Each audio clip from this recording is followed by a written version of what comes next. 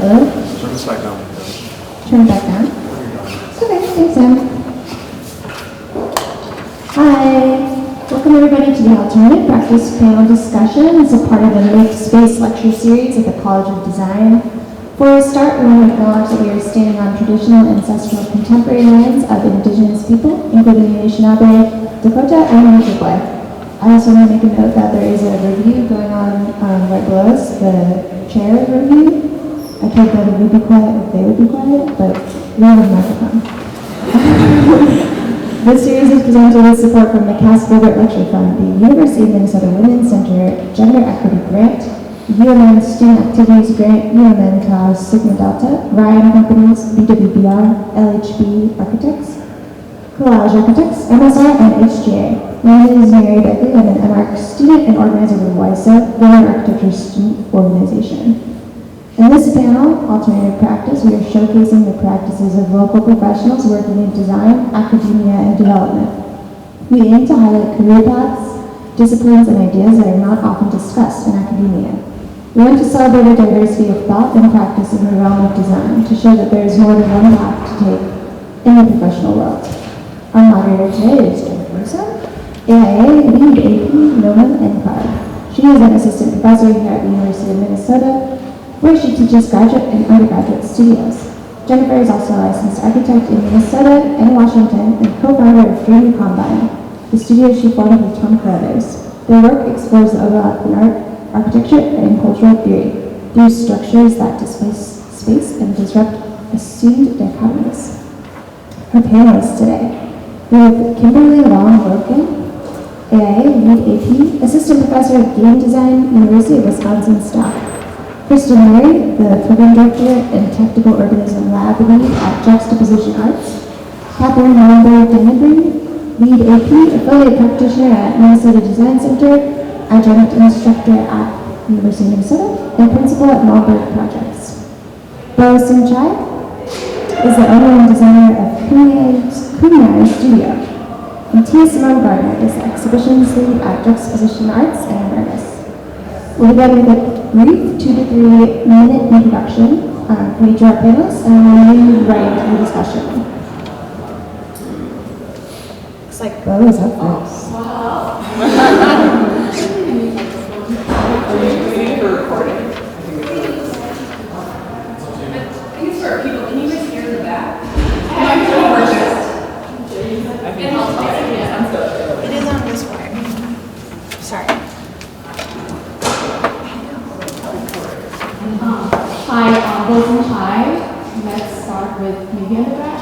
So I went here for undergrad. I did the BDA program for architecture, and then I moved on to do furniture design at Cambridge Chinese Art out in Michigan. And ever since I graduated, I never designed furniture nor building. From there, I moved on to both teaching and also working on nonprofits. So I was doing social design for a few years after I graduated, and also during the time I was a student. And then within those time, I was also starting my business. I started my business, Kunyai Studio. During that time, I was at grad school as well. So from there, gosh, where am I now? From where I am now is I'm at Target, working as product insights researcher. So like design research. Is that too little? Should I expand a little? We'll expand. I can get into it.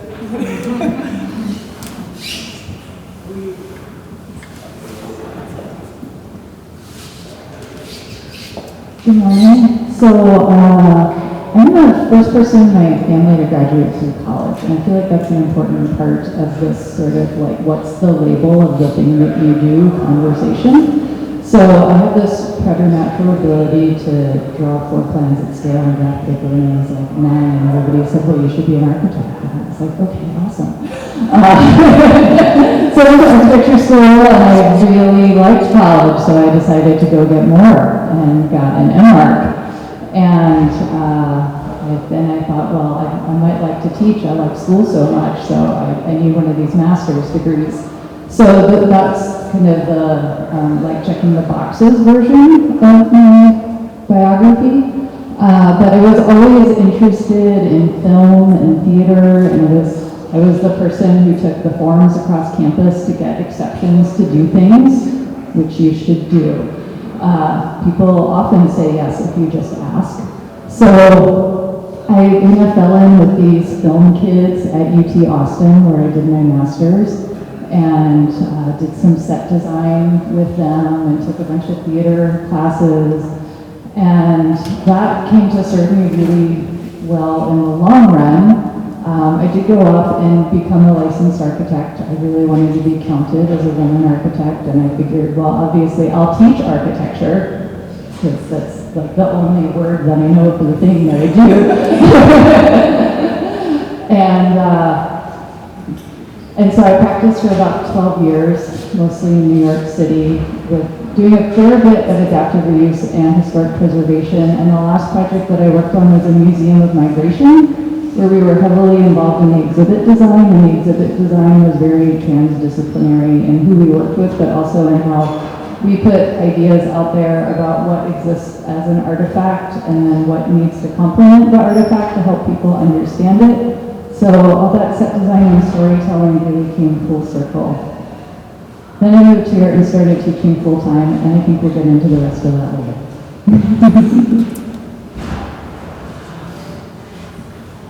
I'm Tia Simone Gardner.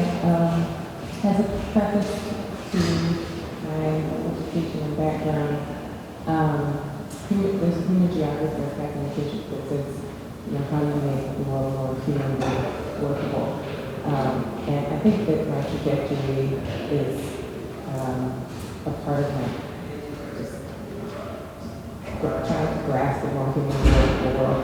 So I started undergrad actually in architecture, and I switched to art and art history because at the time I realized that artists could wear multiple hats.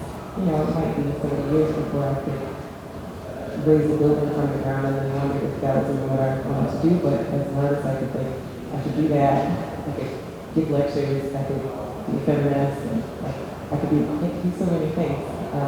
And I decided to pursue that. I got an MFA in interdisciplinary practice and time and studied with a sculptor, with an animator, and with a painter. And I recently got a PhD in feminist studies. It was a really pragmatic decision. I needed health insurance and a consistent paycheck, and I was just over the line smart enough to get into a program. And Minnesota, is one of the most generous arts funded states. And they brought me in, so I stayed, and lots of amazing things have happened since we'll talk about.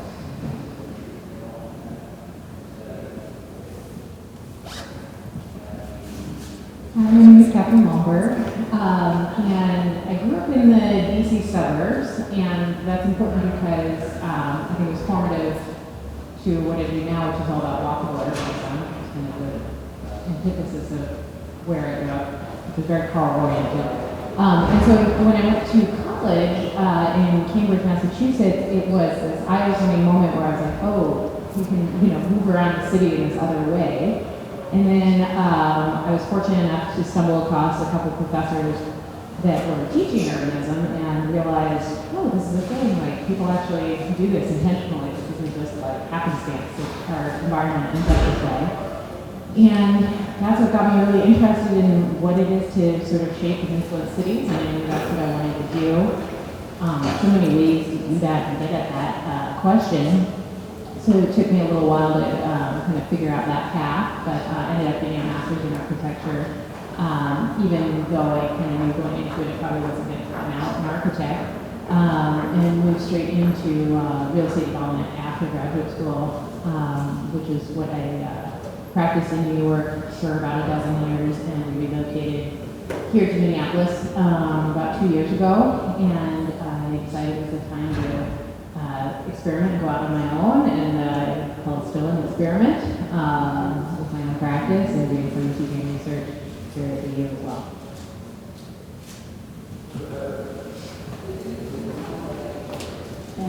Hi, I'm Kristen Murray, and I I grew up here in the Twin Cities and really loved math and science when I was in high school, or growing up, and I was also kind of crafty and I liked making things and messing around with materials. And I decided to go far away to college and went to Houston, to Rice University, and after kind of winding my way through a couple different majors, ended up in electrical engineering, which is what I got my undergrad in. And I feel like I actually have, I have these 2 degrees that I don't practice, that have, like a job title that people kind of understand, or like, you could actually have a licensure or, do that thing with that job title, and I don't practice either of them in a traditional way. I think when I got out of undergrad with my electrical engineering degree, I was glad I'd studied that, but I didn't feel like I saw myself fit in that career path, but was really motivated by questions around education and technology and kind of learning for kids and young people, some of which were motivated by my own experience in engineering education and science and technology education. And so I ended up kind of moving, I shouldn't say pursuing, I kind of like found my way into this work in informal STEM education. It wasn't STEM at that point, but STEM education, and worked at the Science Museum of Minnesota. And that was probably after like a couple of years of like straight up depression, like not knowing where I was going to land and like what I was going to do with this degree, and seeing my friends, have these like amazing careers in Silicon Valley. This was like in the late 90s, early 2000s, and but I ended up loving my job at the Science Museum, and I worked with a lot of really amazing artists who were teachers and like knew how to make things with materials and knew how to translate those into really powerful learning experiences for kids. And that got me interested in design and learning through making, and like really broadly environments where people learn through making things, and also like reflecting on my own career, or my own journey from education, where I kind of knew what to do all the way through college, and then I didn't know what to do when there wasn't a track, like a path to follow anymore. I think realizing how much learning happens in the world of work as well, and just like outside the walls of school and academia, and how important that was. So I found my way back to grad school because I really wanted to go back, and I ended up here in Rexon, and I started actually getting a master's of architecture, but moved over to landscape architecture when I realized that was a better fit for me, because I was more interested in kind of public spaces and the areas between buildings than I was in like the actual structure of a building. Though I think that could have been great to keep with that, but I went to landscape architecture and I got a master's, I have an MLA now from here. And when I was doing that degree, I learned about juxtaposition arts, which was this place where I felt like my interest in kind of learning environments and learning by doing was really activated in a really real way, and where there were people with lots of different skills and interests. It's really interdisciplinary learning place that just felt like it fit me in a lot of places. So I've been there for the last like 6 or 7 years now, and also work over at the Center for Urban and Regional Affairs, where I work with where I do sort of design work, but also work with amazing artists and designers, helping to provide resources to them to do work in their communities and Twin Cities neighborhoods, and also bringing artists and designers into the work of Kira.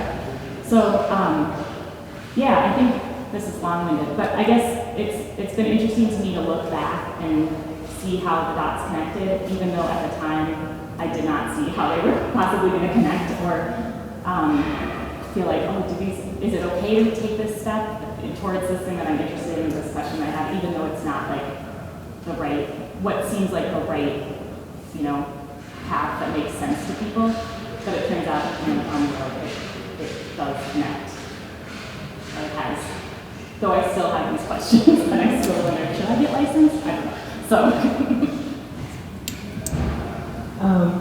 Thank you for the variety of those introductions. I mean, that was really pretty amazing. I think the thing that has brought the reason why all of you are here is that there's been some sort of divergence in your path from the kind of traditional route, right?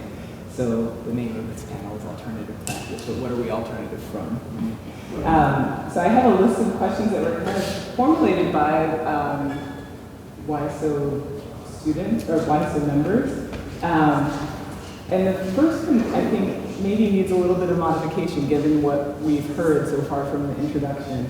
The question was, why did you select your current role? But I think in listening to the introduction, it's clear that there's like been many diversions and many kind of unexpected turns in these pathways. And so maybe it's less a process of selection, but a kind of nestling into or finding one's way, like something that's a little bit more tentative than always being assured of the next step. And so I guess I'm wondering if you could talk about it in the context of your journey and how you got to where you are now. Talk about the bravery of those particular like pivotal moments, right? Like the moments where you made an active choice, or you stepped into the role of like selecting and saying like, okay, definitively, I'm gonna turn, I'm gonna pivot, I'm gonna do something different. Yeah, I'm just curious if you kind of expand on what those pivotal moments were for each of you. We don't have to go so linearly down the line. It's like if you want to talk, you can talk. Yeah. I was just wondering if would have to go linear because We don't have to. Just like if someone has something they want to say. Just like back and forth. All right, since I wound up, because I got all like teachery there and tried to like manage the situation. I was invited to my current role in game design, and I almost turned it down. I mean, I wasn't literally invited because I had to apply, but I almost didn't apply, and I think I even applied late. So I think a big theme that I would advocate here is just like saying yes to weird opportunities, and they'll just start building things that make sense upon reflection. But when I started teaching, the first opportunity was teaching design thinking classes at UW-Stout, and then they logically had me teach some interior design and construction classes too, which automatically meant that I was teaching in 2 different colleges in the university, where I also encountered some different pay structures, which was super interesting, but that's a tangent. So basically every semester, in order to stay employed as an adjunct, which I was for the first 3 years, you're just sweating it, hoping that classes are going to fill and they're going to have something for you to do, and it's a bad schedule. And for a while I was teaching at 2 places, and just had like a different bag and a different computer for each day, and lived in fear of bringing the wrong bag.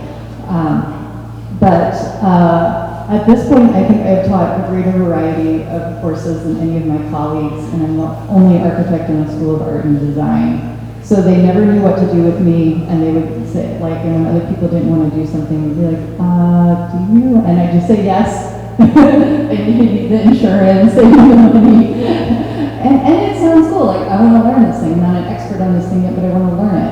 And just say we come as a student. So after a couple of years, they said, your skills are perfect for game design. And I said, that is crazy. I'm not a gamer. But it's, it's large project management and large group management and long timetables and lots of moving parts and all of those soft skills from architecture, and obviously it's world building and storytelling too.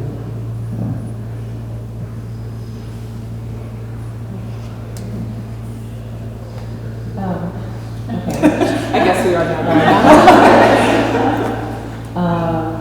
Okay. I want to answer the question. What is like phasing? Well, it was more about how do we find our way into? well, yeah, how did you kind of select your current role? Like, what were the sort of active choices that you made along the path, right? Like, and maybe talking a little bit about the bravery of like those steps. Yeah, I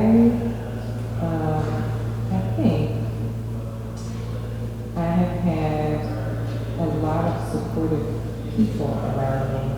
I think it's been important. The thing that I think is most active is like choosing your friends, honestly, because those are the folks who will like hold you accountable when you're slipping, and who will also when you're like doubting yourself, tell you that you're okay, like you're on the path, and like they can see what you're trying to do.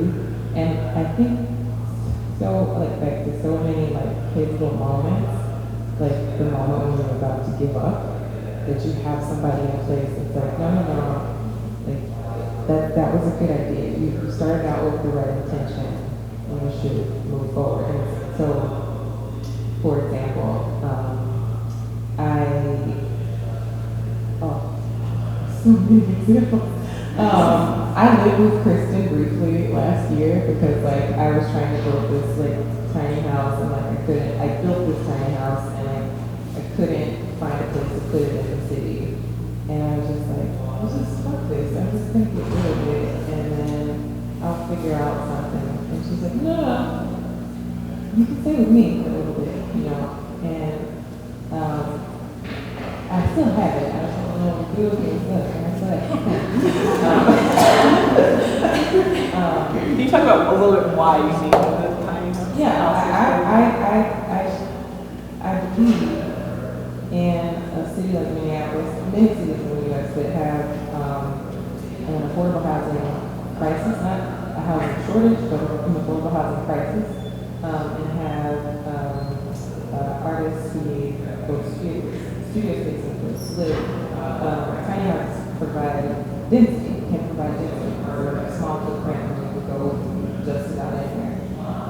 And so this was a prototype and a test trial to see how that would work. If one could live over in a 280 square foot box, and then be able to actually have something that's yours. That I have lived in 4 places in the last year alone, and like the possibility that I wouldn't have to like give up my stuff or be subject to a landlord saying you can't have your dog, or like all these kind of things, which is why I thought this small mobile thing could work. And it might, but it's still subject to and like that thing almost didn't. That also almost didn't happen because I started as a dissertation project for my PhD as a praxis project, and I almost did something else, but it was a faculty member that said, actually, I think you could get that done. What do you need to help us support you? And then it was like, okay, start applying for stuff. So I applied for money, for Cure. I applied for Ignite, not thinking I would get either, and I got both. And so this kind of people in your path that are like, you're not going to lose anything by trying to do it, or even if it's proofread for you at the last minute, you shouldn't have to do that. But sometimes it happens. But like it really like having a backup crew who really believe in you, not the doubters, not the haters, because they will like lead you down the path and you'll be better by yourself. But people who really will hold you accountable for what you say you're going to do. That has been the thing that's helped me together in those moments. I think for me, it's unfortunately motivated by frustration that kind of instigated my shift, because I work in an industry that I think is very reluctant to change. It doesn't necessarily have priorities that I agree with, and it's mostly monoculture. And so, I kind of got to this point where I was like, well, if not now, when? And there's kind of limits to what you can do within working for another company. And so that's, I think, the main driver that makes the decision to branch out on my own and try and build a practice that operates the way that I would like it to operate. I think a challenge that I had that is, when you have your own practice, then you have the sort of side of like running the business of the practice itself and then the content of what you want to do. And I'm not sure I love the running the business.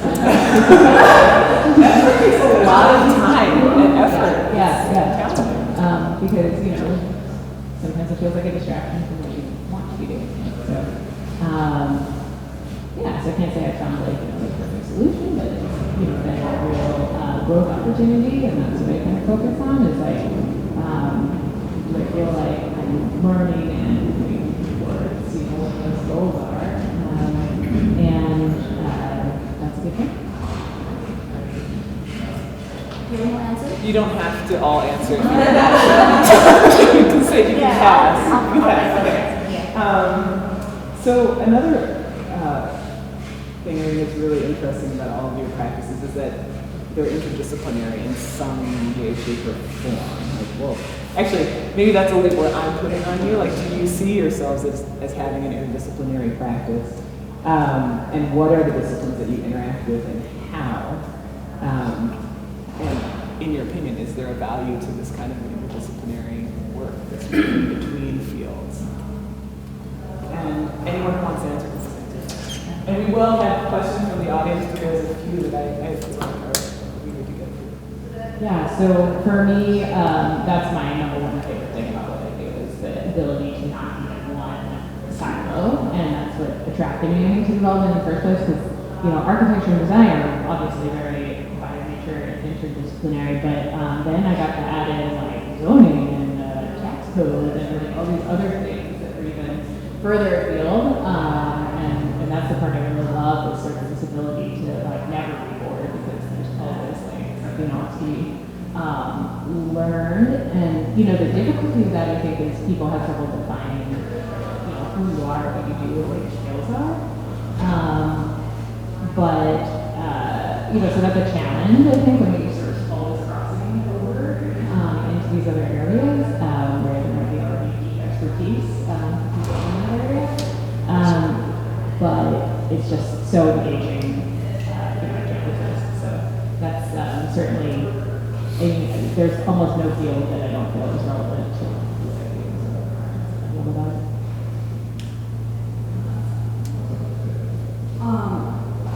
And for me, like, in all truth, I don't think of myself as interdisciplinary. For the longest time, I wanted that to describe me. Because like yeah, like, everything interests me, and I just didn't know what to pick.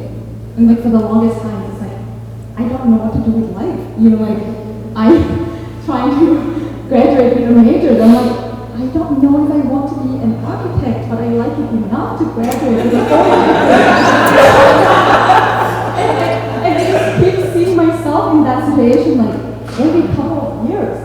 So after a while, I think, like in this moment in life, I think I just reached like peace with self, where it's like, I don't really care what they see me as long as like whatever I was doing at the time interests me enough to keep going. And like if they see me as interdisciplinary, great, amazing, give me more jobs, whatever works for you. Yeah, like I'm interested and I will do that for you as well. Yeah, and for me it was just more like, one day I'm an artist, the next day I'm a designer, the next day I'm a researcher, and I'm also a business owner, and I'm also teaching. Like, I don't know which one you want me to do today, and I'm fine with it, because all of them are me, and maybe I am interdisciplinary, which is great,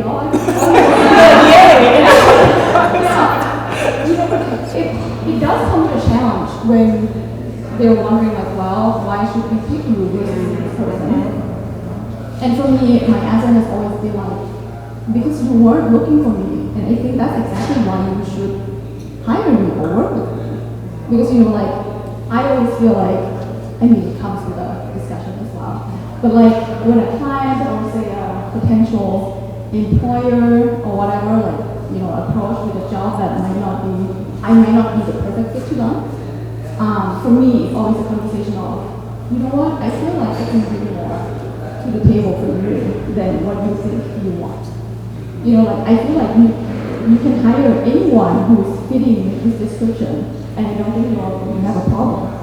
I think what you might have a harder time, or how it can be a benefit to you is, I am this and that and that. Like I can wear many hats, and I feel like I've proven that I can wear many hats pretty well. Yeah. So for me, it was just more like, I don't know, all things in person, and I'm okay with it. Yeah, it's interesting hearing you talk about that because I feel like there is this kind of sale, or I don't know.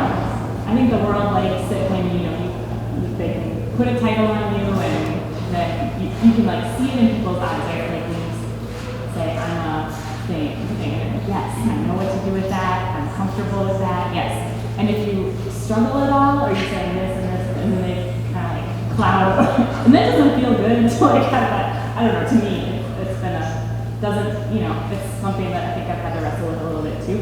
So I like that because really disciplines they're constructed, right? Like people. I mean, they're constructs. So why not have other lines around things than what we put on? But it does feel like an uphill battle sometimes, or just a identity hurdle that you have to jump over again and again. But I don't know. I mean, I think this interdisciplinary work is really rich and great, and why not? And it strikes me too that I feel like for your intros, a number of us are driven by questions and curiosity, and it makes sense that would evolve, and it makes sense that wouldn't sit within one particular discipline or like way of working or one sphere of expertise. So I think I think it is exciting. Yeah, and I'm inspired by the way you sort of pitch it as like, yeah, nothing to that people would want more of. Yeah, because I think people do sometimes struggle with, well, what do I do with that? And I'm more comfortable with like this deep expertise with this name that I know. I think that's the thing that I still struggle with. Do you want to expand on that? Because A little, and also like the inclusion thing. So I have an interdisciplinary MFA and interdisciplinary PhD, but something that I've come across, and I wonder if people have like thoughts about this, like that there is a difference between interdisciplinary, multidisciplinary, transdisciplinary, cross-disciplinary, because like while I have an interdisciplinary PhD, I was trained by disciplinary people, like a sociologist, an anthropologist, a communications theorist, and a geographer, and those disciplines like really do have like their rules. And so, I think that the thing that we sort of come up against the disciplines, and I think it's because like sometimes people think it's interdisciplinary, but they're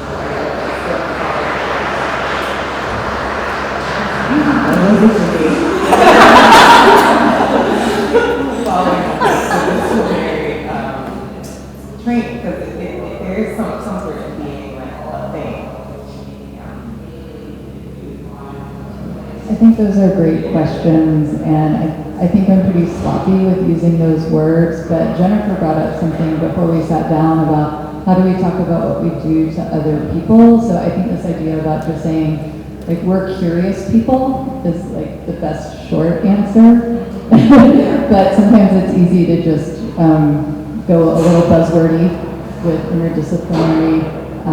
There's lots of ways to talk about the fact that, yeah, we do interface with these other people. Half of my students are getting BFAs, half of my students are computer programmers. So yeah, obviously it's interdisciplinary, but really, like, if I have to give like the really short answer to people, I say I'm all about patterns and systems. So like implicitly, like, hey, do you need patterns and systems thinking, right? Like, you didn't know you needed to hire me, but you do. So I think that was really great too, Bo, where you're just like, you weren't looking for me, but I've got the skills you need.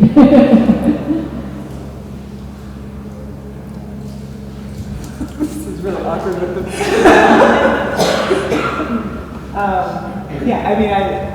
I think this is a really important thing. Like, how do you talk about the work that you do? Because there is this like propensity to categorize or like want to put a label on you, or even when you're, I'm an architect who works as an installation artist, and so then people are like, are you an artist? Are you an architect? Like, what are you? And it's like, well, I'm just me, right? It's like, it doesn't, all of these things are overlapping because I have a curiosity, because I'm a patterns and system person. I love the idea of using what you're curious about as the label rather than the disciplinary like distinction. Yeah, really fascinating. Let's see. Did you ever experience? We talked a little bit about how some of the kind of choices on the path were it came out of frustration or a feeling of like not being willing to settle for the status quo or wanting to somehow expand the boundaries of that kind of disciplinary edge or draw the line differently. Archinec recently reported on a phenomenon of architecture students transitioning from academia to profession and experiencing their passion for architecture dwindling and questioning why they pursued it in the first place. So I'm curious to know, did you ever, maybe talk about maybe those vulnerable moments where you experienced a kind of dwindling passion, and how did you kind of rediscover a passion for what you were doing? And maybe also kind of thinking more projectively, like how does that influence where you are today and where you might be going in the future?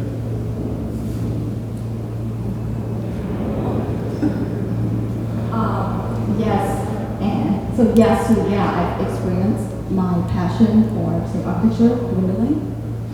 But at the same time, when I look back and think on it, I don't think it's dwindling. It was more like there's something else at the time that's more interesting to me that I didn't really realize that was it.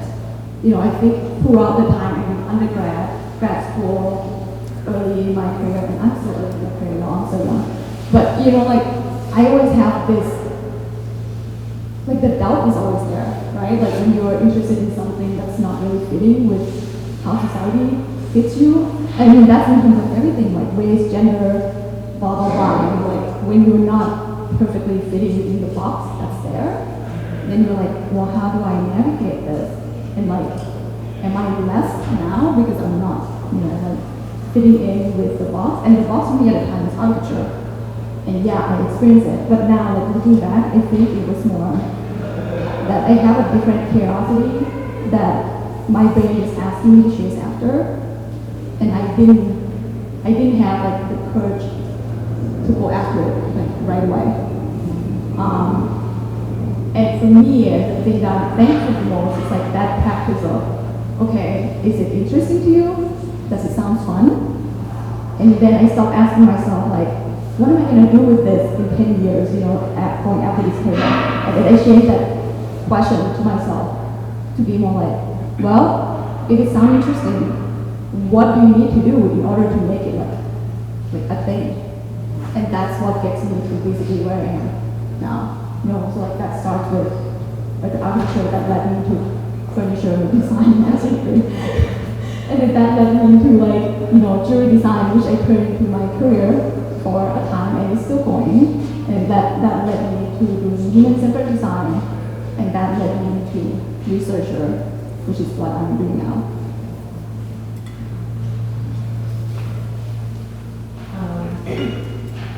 So what we know now is that like nobody's going to have the same career their whole life, right? I think, I hope it's okay to say this, like you probably are going to put some stuff down at a certain point. That doesn't mean it goes away. Like you have all of this work that you've been doing, research that you've been doing. I find that sometimes you do need to put one aspect of the thing, particularly when you are working across like multiple platforms, multiple institutions, multiple collaborators. Like sometimes it's okay to say, this part of this practice can be dormant for a little bit because you'll pick it up again. Like that, the training doesn't go anywhere, the knowledge doesn't go anywhere, and you'll find your way back to it if it's useful to you, or if it's useful to someone else. Like there's ways to share that knowledge that not necessarily mean that's what you do 24/7 all of the time. I'm sure that like so many folks here teach, like there's things that you teach that you like, how do you do that? but I know how to, and I can like share that with someone else, you know. And so, I would just sort of say that there's like been plenty of times that I wouldn't call it giving up. I would just sort of say, well, this part of my practice is over here right now, and I'm human and not a machine. So I can't do 30 things at one time, but I can do these 5, and it's okay, perfectly fine. When I read that article and it was circulated in preparation for this, and I think that question about it also kind of makes me wonder. I mean, there's always a disconnect between what we learn in school and when you go into the working world and the practice of it. And so, how much of it is just that, and that would happen in any discipline maybe versus something specific to architecture.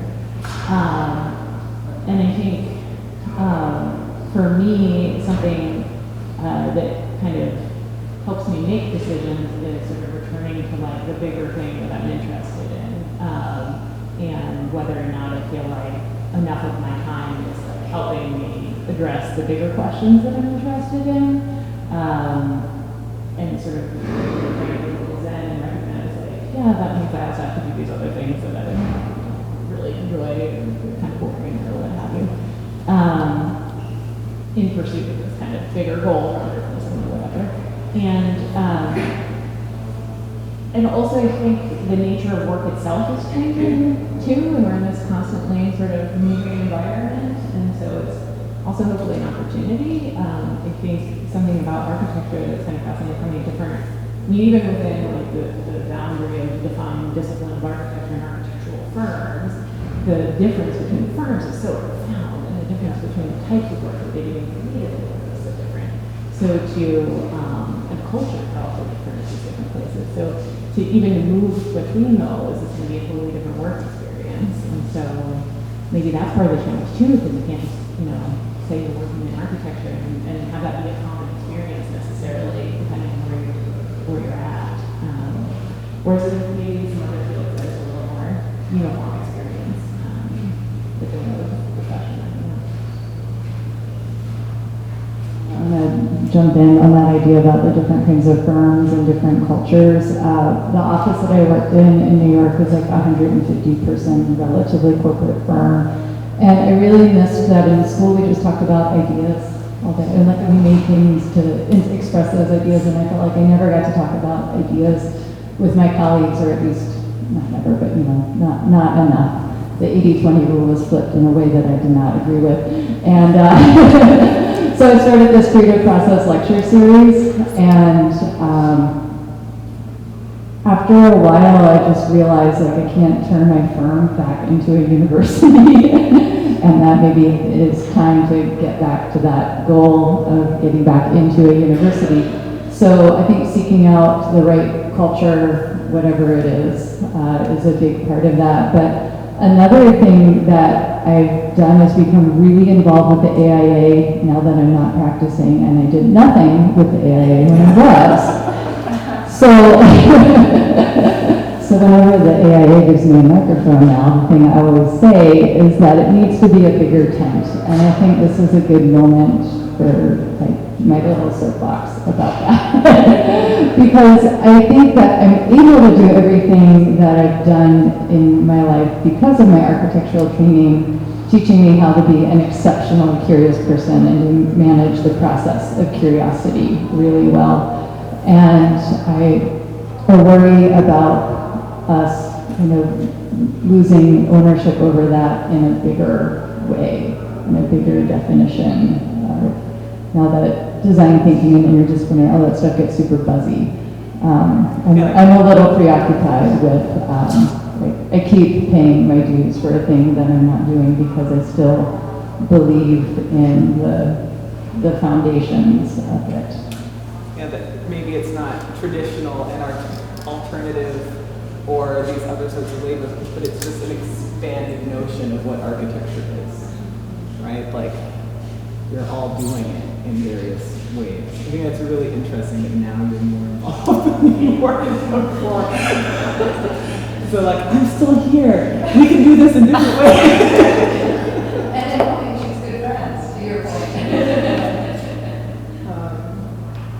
So let's see. Another kind of curiosity maybe is how you bring your other hobbies and interests into your work, and like how those have influenced your career path, right? Like we've talked a lot about maybe the kind of discipline-specific training, but like what are those other things that are outside of that arena that you kind of bring into your practice?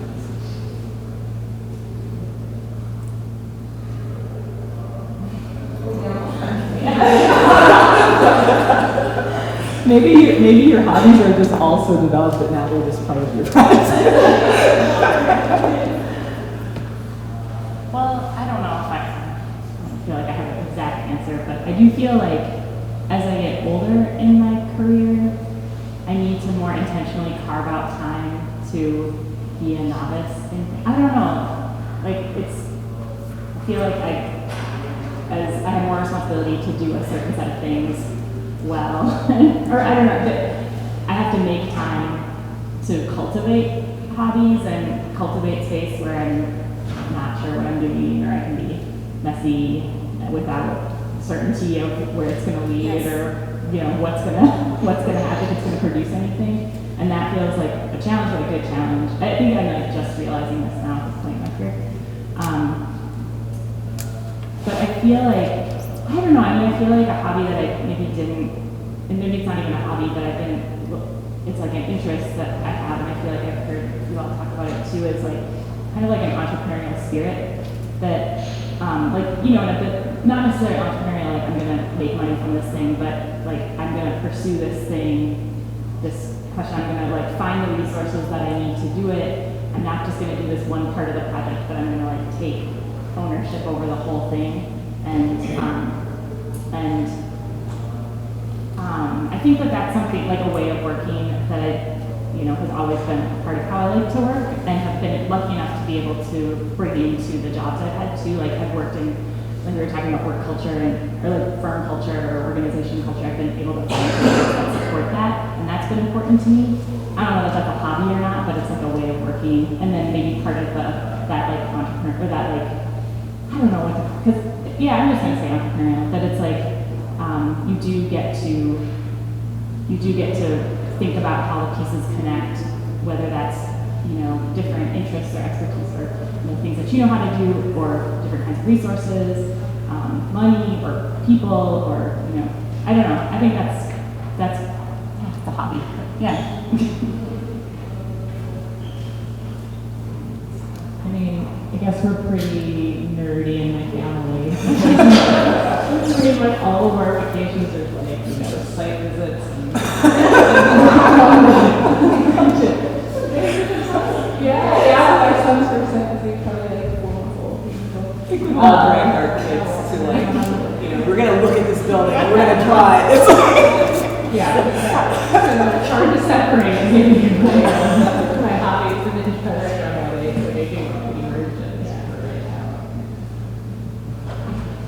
same. I feel like it just ends up being a part of your work. Like I remember on this walk with this artist, and he said, "Yeah, I don't really have hobbies because they just become part of my practice." And I thought that's so pretentious. But I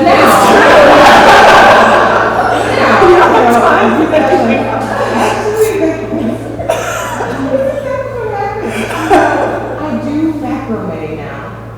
And I cannot foresee that becoming a thing. But then I'm like, I want to leave it.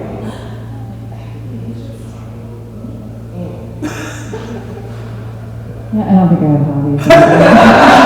And I think that might be a problem. I don't know. I can't do things without design constraints.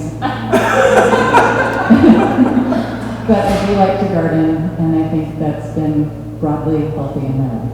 That's a new thing.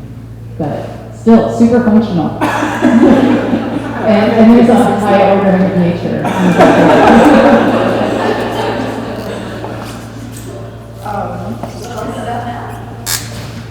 Sure. Yeah, I have a schedule that I'm supposed to be following, but yes, we should open it up to questions earlier than that. Because I feel like there's a lot of really great fodder that has been discussed so far. So yeah, are there questions from folks in the audience?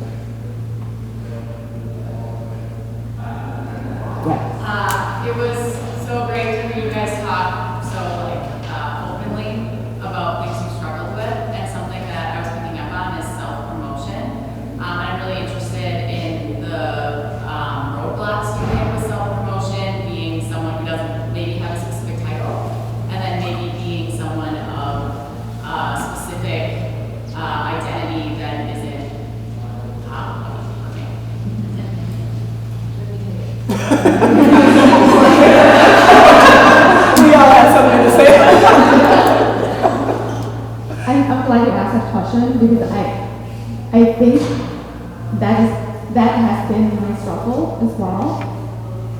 Up to this moment too, I would say, like, struggling with self-worth, promoting self, not really sure, like, what am I good at? Like, I don't even know if what I'm good at when compared to people who are, like, straight up in that discipline. Yeah. You know, that's like- the question I was going to ask is, yeah. Yeah, like, if I'm comparing myself to someone who, like, straight up practicing architecture, like, duh, I'm not there. And, you know, like, and that list just keep going on with every single thing I do. And for me, what has been helpful when I couldn't look into myself for that, is just looking for the external. You know, like, and it's, you have to be very careful when looking for external as well. That person better be your cheerleader, and not like just anyone that is part of your life. Because I mean, like, I grew up in a family where, you know, Asian, and the expectation of me as a, you know, Asian woman is I either become a doctor or a housewife. And that's my only two options. So for me, when that, neither one of that, like, you know, fit what I wanted to do, and my family's not supporting, my friends don't understand the struggle, I don't even know what to do with myself, then for me, the people who have been helping me throughout that process has been professors. And I've been very thankful that I found like amazing professors in my life. But yeah, great question, but I think it's just, you know, if you realize that you can do that for yourself, then do yourself a service and find someone who can do that for you. Therapy is great. If you can afford it, well, yeah, I think you have like a free use it. No, seriously, like, yeah, because like after a certain, you know, certain moment in your life, you want to have health insurance, unfortunately. And things like that. So like whenever you can take advantage of it, take advantage of it. Like therapy is great. Talking to people is great. If they're great people. And you know, while I don't think it's necessarily fair, I think for me, my approach has typically been to build up that confidence to be able to promote. You kind of have to be, for me, it's been really building my skills and abilities so that it's, you know, what's the quote, like, Ginger Rogers had to do the same things and back in heels, like, it's kind of, still the case, at least in the discipline I work in, where I feel like you have to kind of do extra work and excel beyond the norm to be able to be seen at a comparable level. But you know, that approach also, you know, builds your skills and builds confidence, and it takes time. But that's kind of how I affected it.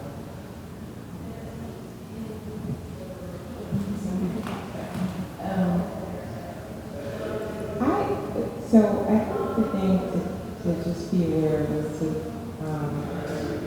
not leave your life to chance. I think sometimes, and this may be a visual artist thing, people wait on someone else to recommend them for something. They wait for someone else to introduce them to someone. And I think that is a very patriarchal way of like approaching the thing, that like a paternal way, that there's like the big daddy who's gonna like make it rain. And I think you should not do that. If you see someone who is doing the work that you either want to do or that you feel is in, you know, sits in relation to what you do, approach them, tell them. You know, with artists, it's like, oh, you shouldn't approach curators, you should just let them come to you. No, like, because they will never find you. Yeah, they will never find you, you know, and then you'll be sitting looking like, why wasn't I in the show? That's work, I'm better than that, you know. And so rather than like waiting on someone else, even if the work might suck, but if you have good documentation of it, no one will know.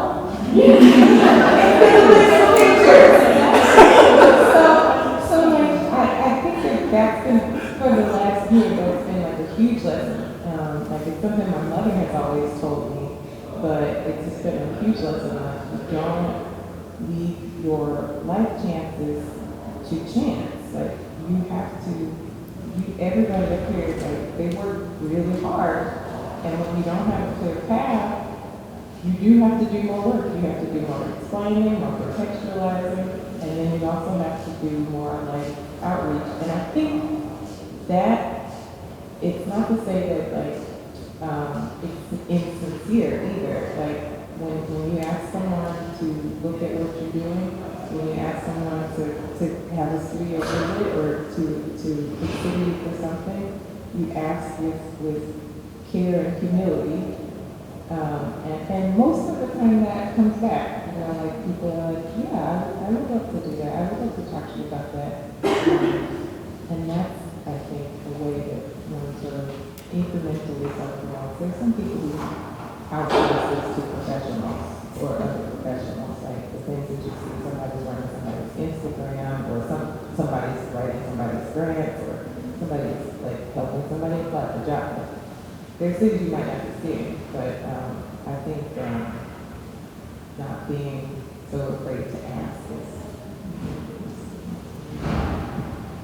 Maybe 3 years after I started working at my firm, I had changed partners that I was working with, so the person who hired me and the person who's now working for, like the person who's working for hadn't seen my portfolio, and I brought my portfolio to my annual review, and that changed things. So like it was that equivalent of like taking the form across campus and saying, but I want to do this too. And I don't think I would have wound up on that museum project if I hadn't reintroduced people who, like, there was no way they could have known. It wasn't their fault. And so, yeah, you gotta just like simple proactive ways do that. I will also put a plug-in for credentials since it is getting easier for you to take the test sooner. Take it without studying. Seriously, it's like $150 a pop. They're standardized tests. You have a degree. You know these things. There's one area that you're weak in that you might have to take it twice or 3 times. There was one that I took 3 times. Whatever. I didn't study it the first time. It was a really good gamble. So we have the benefit of credentials. Use them to your advantage, even if you don't want to stay in this thing traditionally or pay the dues. You can put registered architect after your name. But there's high societal prestige for what we do, so ride that wave, get what you can out of it. Even if you never want to sign and seal a drawing, like use whatever credential, whether it's LEED or AICP, any of these things. There's so many now, and we can, say all the things that are wrong when it all just comes down to a standardized test. But as long as those things exist, I think they can be useful to you and get you over a threshold where people just like trust you more the moment you walk in the door.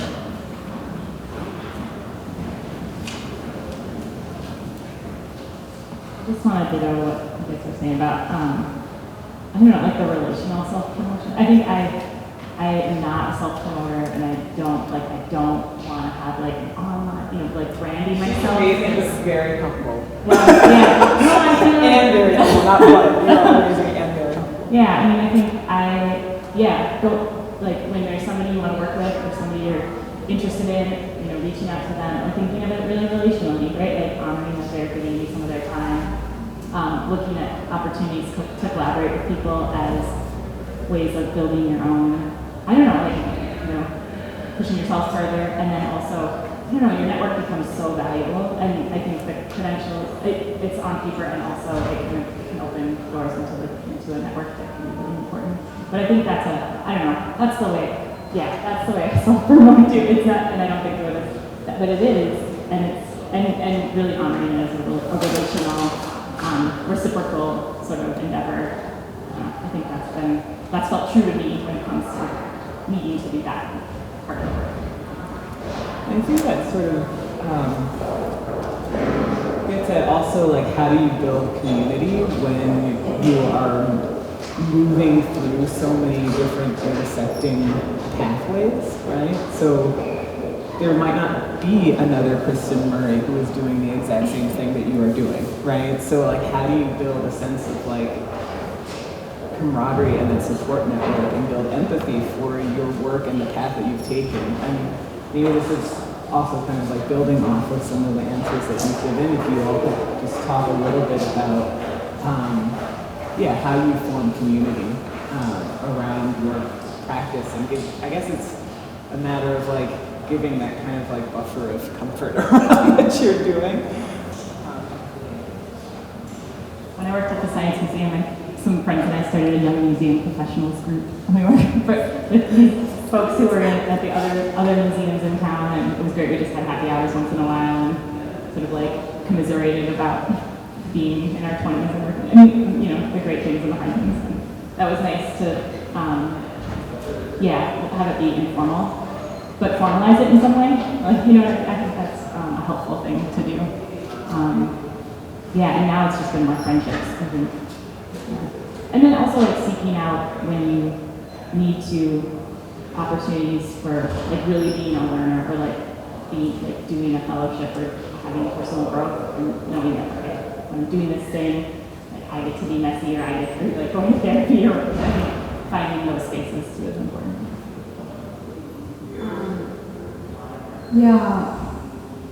That's a great question. I'm trying to think, how should I answer this? I don't know if I ever actively looking out for communities when I'm doing each of the work or the field that I'm in. I mean, people are super important for me. And I think for me it was just more like, as long as I'm super passionate, super serious about whatever I was doing at the time, somehow I keep finding myself surrounded by the people who are just like that. Surrounding myself with people who want to see me succeed as well. When I started my business, I have no idea what I was doing. All I know what to do was playing with concrete and making jewelry. I don't know how to make a website. I don't know how to sell anything. I don't know how to price stuff. I don't know how to talk to press or yada yada. I know nothing. But for me, because I have a lot of questions, I ended up finding myself among people who have a lot of questions. And because of that, we end up finding people with answers. And it just keep going like this with every single job or field I find myself into. I would just go head in, not knowing what I was doing, or having any comfort in what I was doing whatsoever. But there's a comfort with people who are also clueless, if you call it that. Also don't know what they're doing or curious about it as well. And that just ended up being the community that, move from one to the other, and they still stick with you because it grew so organically for me. It's I want them to succeed and they want me to succeed, and we just have each other's back. And it's I'm not really involved in, say the human centered design as much now, but they're still my people who, whatever they need, I got for you, and vice versa.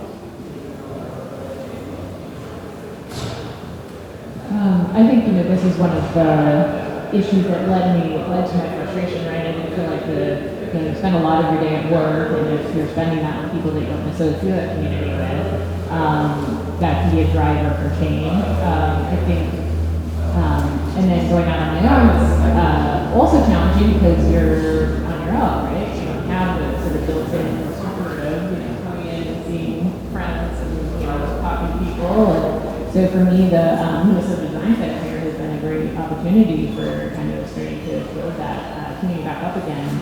But I think because what I'm trying to do is not, I don't have a model out there to follow, I kind of have to curate that community myself, and kind of it means pulling from different places and sort of being trying to pull those threads together versus being able to enter into a community that's there and participate in that one, which I'd love to be able to, but I'm still looking.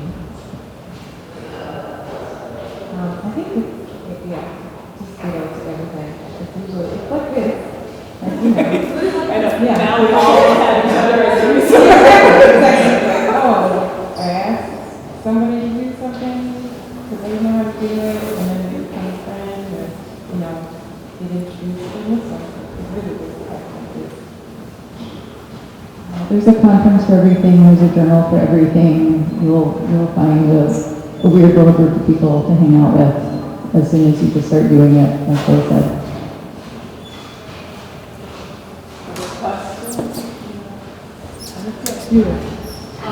One of the things in my career I discovered was vacuums. And I don't even think you have experienced that. So you see what's being done, but then you can see what's not being done. And I think that's really presents an opportunity. Yeah, have there been particular instances where, if I'm kind of extrapolating off of that, like particular instances where you've seen a gap and realized that that was the moment for you to move into it, or? Yeah.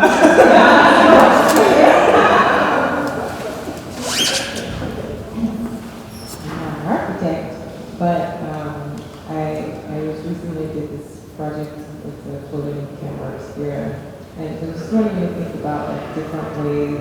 What I saw was like I wanted to work with landscape photography in a particular way, and I also wanted to think about water in a world that's increasingly wet and hot. And so, and we have the Mississippi River and all of these cities that are experiencing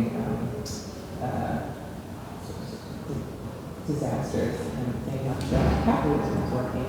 I thought it would be interesting to engage, particularly with the city of Houston. And so, as one example, like I thought, like what if we could make a way to observe the landscape from the water, not from, something that's stationary, and got to work with a really great fabricator and, invite people into this thing. Yeah, I think anything related to climate change, obviously that's not a vacuum in and of itself, but all the discrete opportunities within it. I was invited to design this game Aquanasia that you've seen flashing by, and it happened last year. And it finally crystallized for me what my research would be in changing disciplines. And just in a nutshell, I would say it's using toys as tools. And to say more than that, just take way too much time. So toys as tools. Yeah, and for me, when thinking of vacuum and opportunity, I think they're like going hand in hand in the sense that we will, looking at ourselves and keep chasing after things that might not have a straight line of profession to go after. Like for me, it's more about reframing. Like if you're in a situation where you're starting to feel like, I'm not fitting completely into this, say like box or field or interest or whatever, and then finding yourself like interested in other things instead of doubting yourself, it should be more like, oh, well, that's because that thing didn't exist yet. And I feel like that's a lot of jobs that you have nowadays as well. Like when I was doing social design, I didn't know that was a thing. We weren't really learning about it in school. All I know is, I'm studying design, architecture, and I'm also like volunteering in nonprofit, and also screaming at random strangers on Facebook, finding out, like things like that. There's two things for me that not quite fit together, and instead of feeling like, oh, that must mean that I'm not, like, whatever I was interested in is not validating, it should be the opposite. It should be like, oh, well, duh, because there's no one like you yet, and they're just waiting for you to act on it, to like make it a thing. And that has turned, I feel like every time I reframe that, it has been benefiting me a lot. From getting into social design to merge into a different career. And every time there's no pattern for you to go after, you have to be the one who translates your background into the new thing yourself. And you just have to be ready to do that. But the good news is the more you do it, the easier it gets.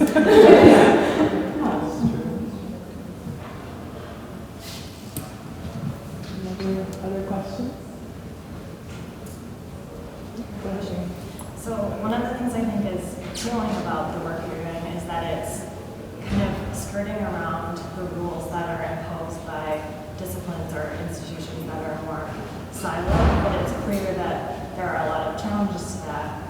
Do you think that people who are practicing in a more alternative way begin to inform those established, more narrow systems in a way that's productive to make them broader or richer? And is that something that's important to you? We're all nodding yes. Do you want to? Just like really quickly, there's precisely why, you had artists who started working with non-artists to do things. And I could be wrong, but I think that is why something like interdisciplinarity is taking up room across universities, across research institutions. And so, the thing I wonder is like, how do artists then want to claim that in a stronger way, because you still have to raise your hand and say, wait, I know how to do this. We've been doing it for a while. This wasn't just invented. And so you do that, and you still, as an interdisciplinary person, prove that you can be in that space and hold that authority.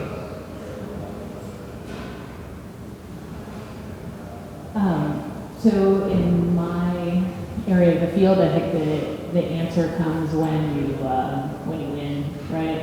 That's just kind of how it's set up. So, meaning, I can figure out a new way of getting a more environmentally friendly, socially conscious building developed that also makes a lot of money, then yes, the traditional industry will care. And until that point, it probably won't be too interesting to them unless they start to see there's value in a monetary sense in that. And so that would be I think the moment that would open up the influence probably a little bit more.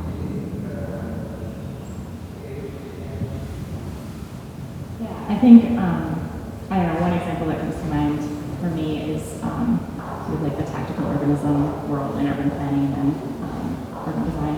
And I feel like, people who maybe don't sit solidly in that discipline do think about things in any discipline, think about things in a different way, put things together in a different way, come maybe with different values or different ways of working, and then that pushes, there's experimentation or maybe to them it doesn't even feel like experimentation, right? Because they're not coming with that this is how we do it.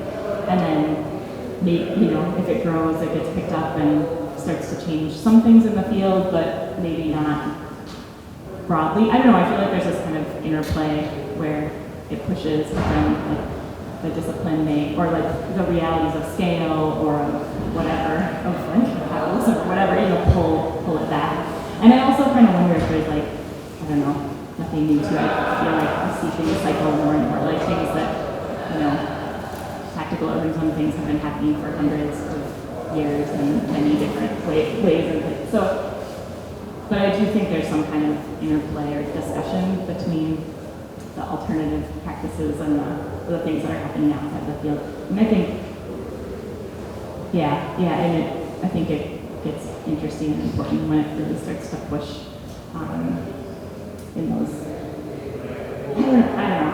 I think maybe it's a bigger question for another day, but where I think when it really starts to push the rules, or when I think, I don't know, more and more in terms of urban planning, I think organizing has such a huge piece to play in how things get done, and so I think some of it's too just the values that exist within the field too, and the people practicing in that discipline.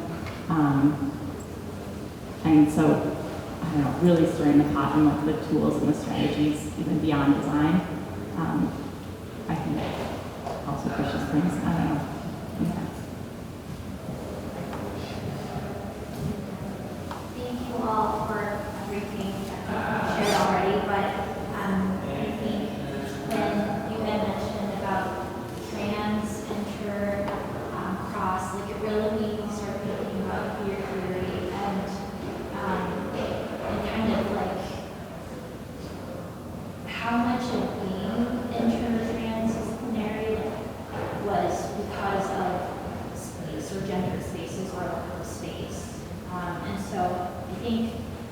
celebrate small successes that you might have. I would like to hear a time when you feel like you were able to make that space and what those relationships were like with, because I'm hearing a lot of you work with artists, and so like, what is that relationship with the designer and the artist and maybe the funders and all that stuff, and like what does that space, what did that space look like for you?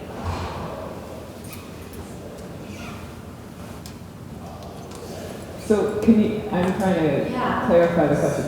So It's kind of like how do you make space in the context of, like I think how I'm hearing is like the way that you navigate the field has been so about like finding the small spaces that you could exist in, and it feels like so like the exhaustive nature of the work that women do. And so I'm just trying to maybe I would like to hear a time when you've had to make space or when you were successful in making that space. And then what did those relations look like within the space and the other, I would say like the other multidisciplinary people that I work with.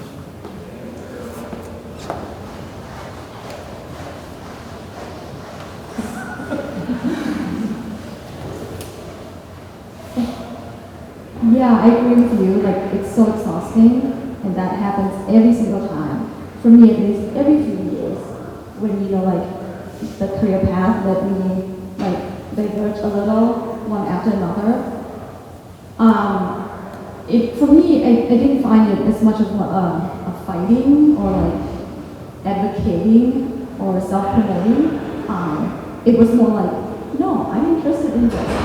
And I feel like you're just missing me from the table. Like I truly believe that, like in every field I was a part of or every job. I think I worked way less with designers throughout my career. I ended up working with people who are not like, practicing things that I do. Like in the past job before the one that I'm doing now, I was the only designer in the nonprofit. And I ended up working with like healthcare professionals because that's a project we were doing, trying to improve like health system. And it wasn't so much of convincing why I belong at the table, but it was more like, what value do I bring? Yeah, I'm not a health professional and you know way more about the field than I do, but what I bring is a different kind of thinking that I think would benefit the table. And it has been like that throughout. And now, even though I'm at Target, and it's filled with creatives and smart people who are, trained similar to us. But in the researcher team, I was the only one who wasn't traditionally trained as a researcher. I came, from human-centered design, a designer, and I was like, you know what? I think, yeah, you're great at your job, but I think it could also benefit to have someone who was a designer at one point in their life, also working on profit, understand human, understand people who you don't know who you're not serving at Target. Yeah, so for me it was just like, I seriously think that I belong at the table, So yeah, it was just a matter of, if you don't have that self-confidence, then somehow work on it and convince yourself that no, there's a space for you too. I'm not even sure that I'm going to answer the question, but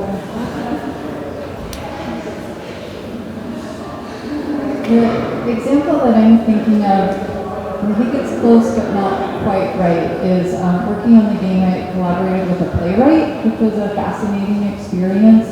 I couldn't design activities if she wasn't going to integrate them in her story and vice versa, so it was just a lot of talking.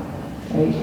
Time that would never be accommodated if we were in a more traditional office setting. We were on a grant-funded project, and it was summer, and we just spent a lot of time on the porch. And it was lovely. We were willing to put that time in. So to say that a lot of it is just willingness to have really sticky and long conversations early on, and that's a hard thing to cultivate. I feel like that's a frustration, going back to the frustrations question, that I feel like that's something that I find myself advocating for all the time, and I'm disappointed at the end of the week when it hasn't happened.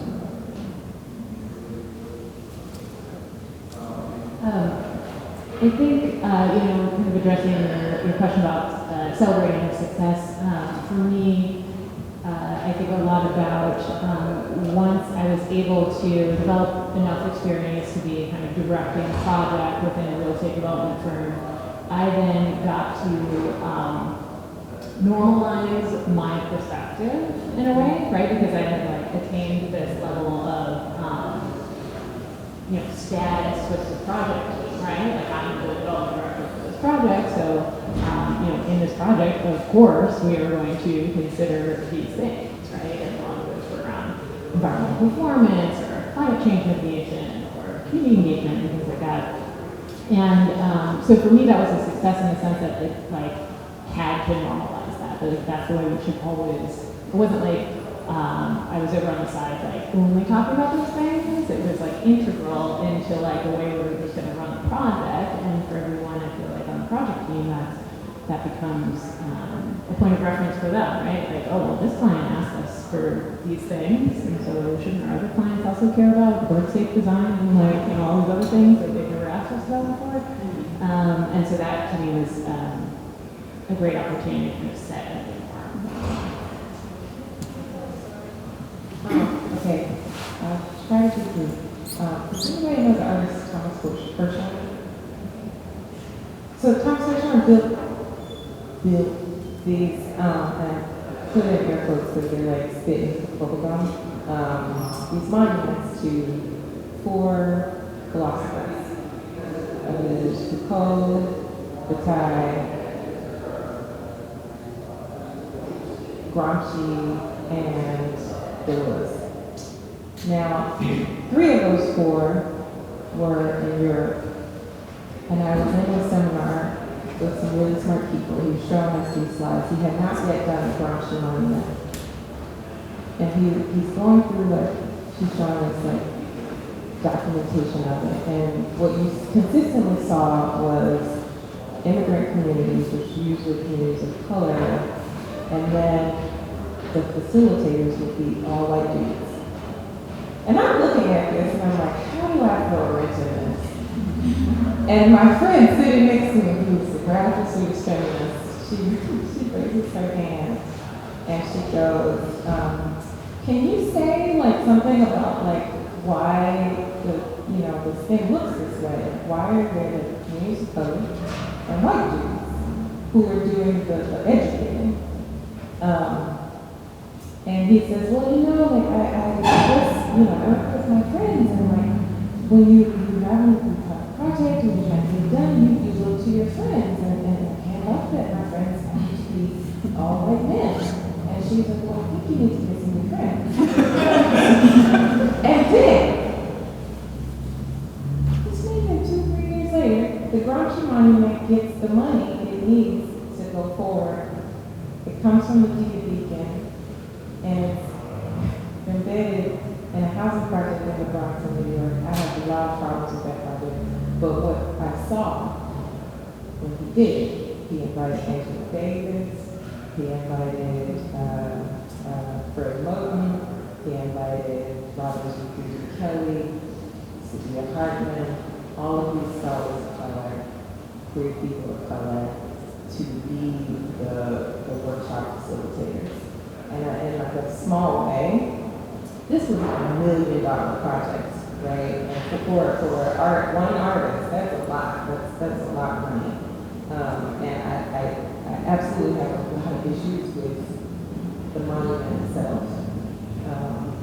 But in that, I'm convinced that in that small seminar, that really nobody knew about that. Like he was just invited because he was friends with somebody, that for saying something about what she saw made a difference. And then I didn't have to do it. I was sitting in the person of color, and like I didn't have to do this. And like, she was like, I see this too.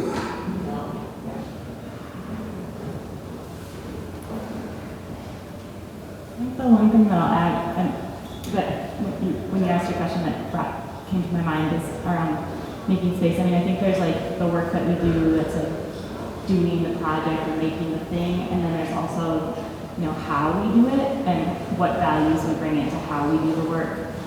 Whether that's what we prioritize in the project or also like how we treat the people that we're working with and how we take care of each other, how we, you know, the culture that we create when we're doing the work. And I think that you have a lot of control over that when you're the boss or you're the project manager. And then, but I also think you can contribute to that when you are, regardless of your role on the team. Like you can help shape that, and I think that's a really important part of this too. I guess that could be true for like very disciplinary work as well. But I think that maybe the kinds of things that we're talking about open up new grounds to do things, you know, to create the collaborations and the working cultures and spaces that we want to be a part of and work in as well, and kind of push boundaries there as well.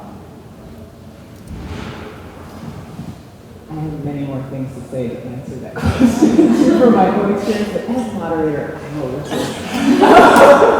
we can talk afterwards. We probably have time for maybe one more question from the audience, and then giving everyone on the panel an opportunity to kind of tell us what's next for them in their practice. Like, what do you have planned in the upcoming year, 2 years? But if there's any more questions, I think we have time for one more. So I think it was Kim who said at the beginning, architecture is the only name I knew for what I wanted to do. I would ask, like, what have you come to know about what you want to do, if not architecture, or maybe architecture and?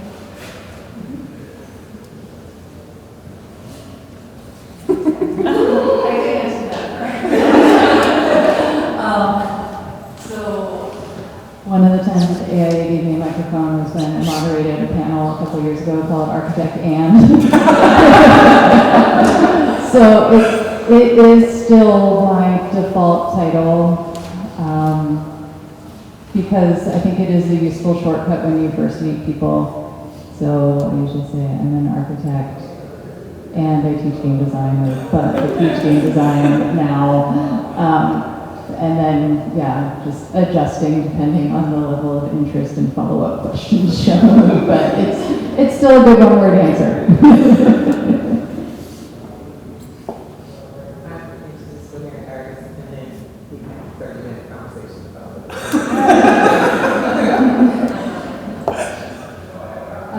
I think that getting back to kind of some earlier comments about credentials and training, I think it's people comfortable at least to be like, well, I was trained in that, and they can sort of like, okay, so they have an idea about what that means, and then it makes it a little easier to have a broader conversation about like how do you shape cities and sort of, you know, it's an opportunity to sort of, I think, kind of, I've started thinking it's an opportunity to get people's understanding of what they think urbanists do, architects do, and sort of then kind of work with what their understanding is.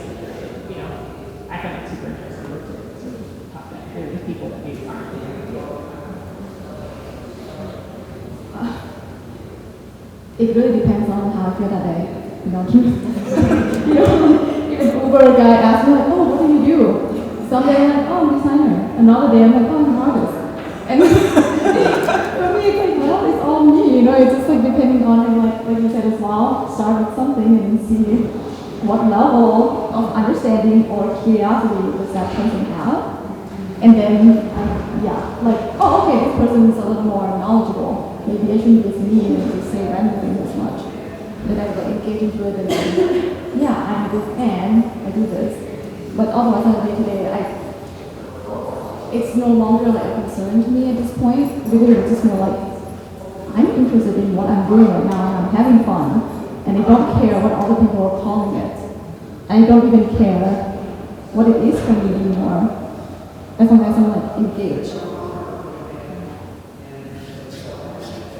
Yeah, I think for me too, it depends on the day. But I think I do feel more and more comfortable claiming landscape architecture. Right? You know, I studied for 3 years. I worked my ass off. You know, like I'm comfortable claiming it because I do feel like the profession is broader than the narrow lane that maybe I initially saw it as, or that people kind of like first come to it as. And I really think that, like we were talking about earlier, I think that the discipline needs that breadth, you know, and it's important. So sometimes I say I'm an engineer, sometimes I say I'm a teacher, sometimes I say I'm a program designer, but you know, depends on the day. But I don't feel uncomfortable claiming those things that I studied, because I do see how they shaped how I think and how I approach situations and problems and opportunities, and even if I'm doing it in a way that really stretches what the narrow bounds are.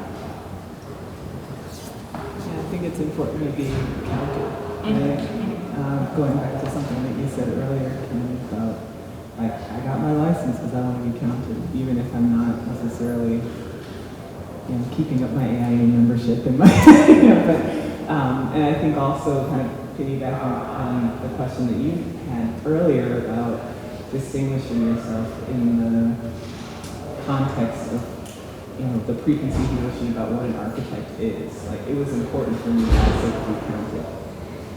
0.3% of architects are black and female. So I was a 227 black female architect I've ever licensed in the US. So it's important to be counted. So anyway, what are you all up to next? What are you doing next? Is there a way to close this out? Okay, we're all on time. Well, so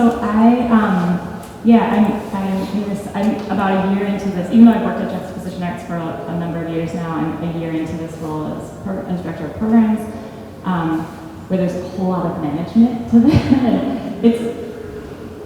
I love it a lot in a lot of ways, and I love that place in a lot of ways. And I think, I sometimes have, and you were talking about it in terms of business, I think, when you're good at a thing, you move up, you get more management, and then maybe you're not doing the thing that you love as much, or you're not able to do the thing as much. So I think that's just something that I've wrestled with for a long time in my career, as I've taught and worked in these non-traditional spaces for the degrees that I have. So I think, in the next year, I'm hoping to do more making, whether that's at work, on paper, or outside of that, or in projects. And I'm excited too about some work that we're doing at Kira, pushing to do more projects that are about, they're kind of building on things we've done over the last few years, but more things around democratizing information about how the city works, and working with artists and designers to make some new, and organizers and researchers to make new tools that sort of, kind of bring people into policy, or can be used for organizers and campaigns that make research more accessible to people doing that work. So I have two answers, and they're not as exciting. So next year, Kunyai Studio is ending. For me, it's a happy moment for me. So I've been doing Kunyai Studio for 5 years now, and Kunyai was named after my grandmother, who recently passed. And I think, for me, how I started Kunyai Studio, which is starting with passion, drawing making, and stuff, turning into a pretty successful business.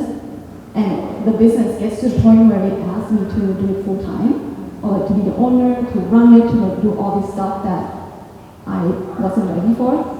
I see myself not that person. So then for me, it's do I hold on to Kunyai Studio and make it fit me?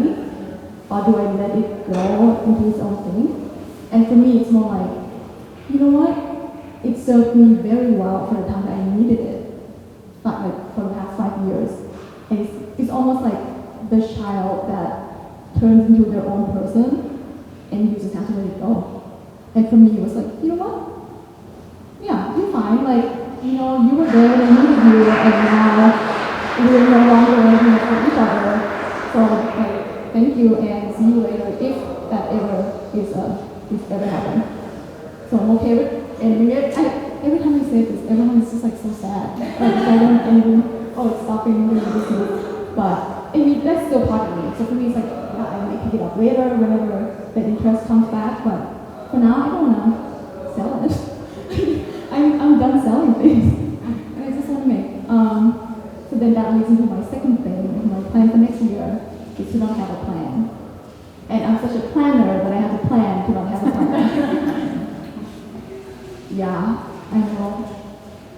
more like the more and more, the older I am, it feels like I should start to be okay with not turning every hobby into a career.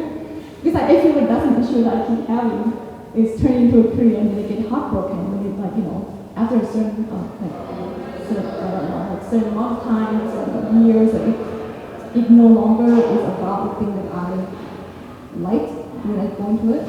Like the hobby changed into this thing, and I wasn't ready to change with it. Or I end up changing into a different person than that thing needs me. So then now I'm just like, you know what? Life's great. I'm doing nothing. You'll catch me watching Netflix or something. That's great as well. So maybe I'll have my own Netflix show in a few years.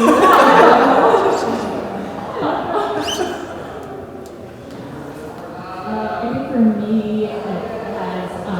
I'm excited about a couple of large urban redevelopment projects that are kind of rolling forward. Finally, after maybe like almost a year, speeding them up, and doing more work on those. One which is really close to the university here, and another is down in Rochester, Minnesota. And so I'm really excited about kind of building more opportunities for walkable urbanism in the state of Minnesota. For me, there's my life itself. I should have said this a long time ago, but so my income doesn't come from one place. I get a little money here. It's very complicated, and that is where I am. I'm too old to be doing that now, and it would just be nice to also just have your brain focus on one thing as your break job. So I'm trying to figure that out for next year. In my creative work, I've been doing this work on the Mississippi River and Black Life, and I'm working on. I have been doing this work with body cameras, making films, videos, and so the next thing is to see if I can learn something about the VR technology to get people closer to the river, or get people in different places the river. You can't access it, and even when you can access it, people don't. And so I'm just enjoying that, and I'm working on a project with my mother about the houses that my grandmother, great grandmother, had lived in the South. This street So I'm also super interested in rivers. I think I might try to make a board game about rewilding rivers. This is still very fuzzy. So having worked on that game about watersheds, like I said, that really crystallized for me the opportunity of toys to be tools and to just combine all the stuff that I know and like and still want to learn about. So I'm also really excited about the 2040 plan, and to your comment about not doing enough making anymore. I've started to become very jealous of the amount of time that my students spend making things, and that I don't get to. It's hard not to just take things out of their hands. So, and I think I'm now finally starting to figure out how to do projects that I assign to myself, which I've always really struggled with being just super excited. I ideate well. I like to try to solve other people's problems. And I just want to give myself some land use projects in both games and architecture. I think I want to design some speculative housing for the 2040 plan that nobody asked for and just give it away, because I miss doing stuff like that. And I know that nobody's going to ask me to do those things anymore, so I'll have to just do them anyway. And the luxury of teaching allows me to do that, so I better do something with that luxury.